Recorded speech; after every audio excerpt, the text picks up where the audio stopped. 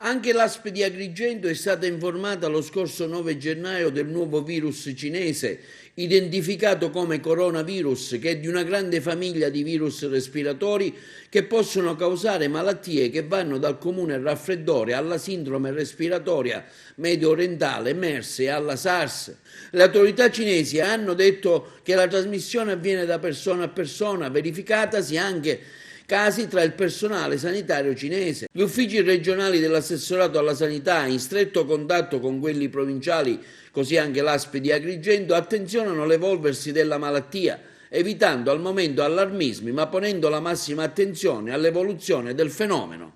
Alla luce di questo coronavirus, di questo allarme che arriva dalla Cina,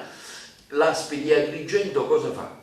Allora, l'ASP di Agrigento chiaramente si muove su direttive che sono nazionali e regionali e in questo momento non ci sono particolari indicazioni, se non quello di attenzionare tutti i casi che possono avere dei sintomi simili a questa patologia, però in maniera molto serena, perché non abbiamo avuto casi e quindi non ce ne saranno per tanto tempo, spero, e quindi più che altro a livello nazionale vengono fatte delle serrate negli aeroporti come Fiumicino, dove ci sono dei voli diretti con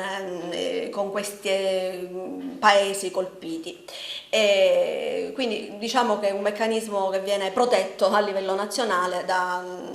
delle strutture organizzate.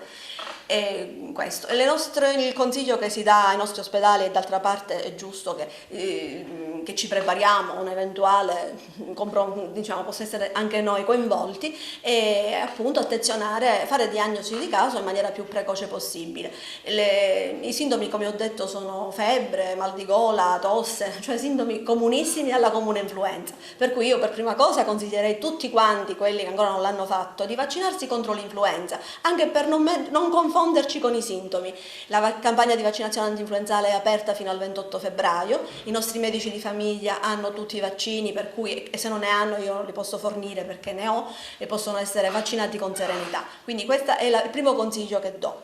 Negli ospedali sanno come comportarsi qualora ci dovrebbero essere dei sospetti, però non è sufficiente avere questi sintomi, perché sarebbe riduttivo se la persona che ha questi sintomi proviene da un viaggio all'estero, è stato negli ultimi 14 giorni in Cina o in altri paesi come la Thailandia, il Giappone, allora già noi ci possiamo mettere un attimino, attenzionare meglio. Ma se si tratta di una persona che non ha viaggiato, che non è stata a contatto con persone che hanno viaggiato, chiaramente non dobbiamo preoccuparci, perché saranno i soliti sintomi influenzali o parainfluenzali.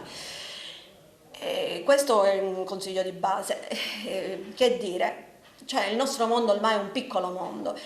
la Terra con un volo aereo la raggiungiamo nel giro delle 48-72 ore, quindi ci possiamo aspettare di tutto, e i virus e i microrganismi sono sempre lì a darci delle novità e a metterci,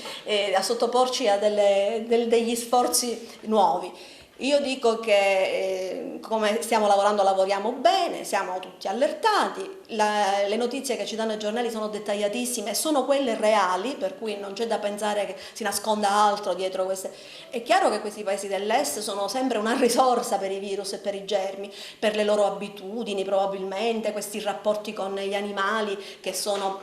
molto più intensi. Non a caso si dice che i primi casi appunto siano insorti in persone che avevano frequentato il mercato del pesce a Wuhan, e quindi dico, hanno chiuso il mercato, non faranno il capodanno cinese dove ci sarebbe stata una corsa di persone, per cui speriamo che loro contengano bene la malattia, per il resto noi cerchiamo appunto di essere preparati ad ogni opportunità, ad ogni eventualità. Ecco, voi monitorate con l'ufficio regionale, con l'assessorato alla sanità, ecco, siete costantemente aggiornati, come sì, ho sì. visto io, da tutto quello che succede, cioè casi di Ebola, di coronavirus, Qualsiasi ecco, caso, tutti certo. i casi epidemiologici che succedono in tutto il mondo. Ecco, questo vi aiuta anche a capire qual è il quadro della situazione mondiale. Certamente, il Ministero della Salute periodicamente ci dà degli aggiornamenti su quelle che sono le infezioni, diciamo fa una sorveglianza internazionale sulle patologie che magari non sono le nostre patologie, ma che si svolgono in Africa, in Asia. Faccio un esempio, noi abbiamo costantemente costantemente il numero degli ammalati, dei casi di Ebola nella Repubblica del Congo, gestiamo eventualmente i passeggeri, delle persone che si spostano per questa malattia per capire se ci sono sintomi, ma veniamo a conoscenza per esempio del morbillo, di casi di morbillo nelle zone della Palestina, dell'Arabia tutto questo ci dice sempre che il rischio è sempre dietro l'angolo, quindi dobbiamo stare allertati e avere innanzitutto capacità di diagnosi, perché è chiaro che le malattie sono tante, i sintomi sono simili, bisogna che quando un medico di famiglia, un ospedaliero, chiunque di noi venga a contatto con una persona che manifesta dei sintomi, dobbiamo subito discernere, cercare di essere il più preparati possibili. Se uno non le pensa le cose non può fare diagnosi, quindi un quadro aperto di tutte le opportunità. Ripeto, non sono solo i sintomi però che ci devono far allertare, ma anche i movimenti che la persona ha avuto negli ultimi 15-20 giorni, quindi dico che le persone devono stare serene e che c'è un sistema di controllo e di sorveglianza che speriamo insomma regga bene, siamo qui per questo.